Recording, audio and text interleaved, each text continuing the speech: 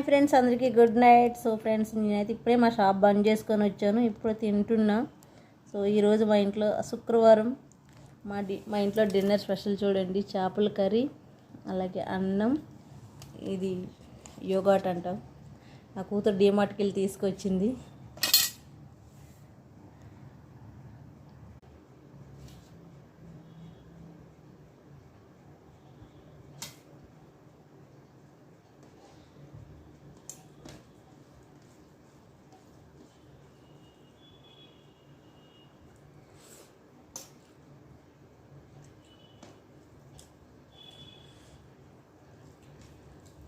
So friend, నాకు చేపలు అంటే ఇష్టం ఉండదు. సో నాకు కూతురు చేస్తే ఎందుకో ఇష్టంగా తినాలనిపిస్తుంది, అంత మంచిగా చేస్తే కాబట్టి.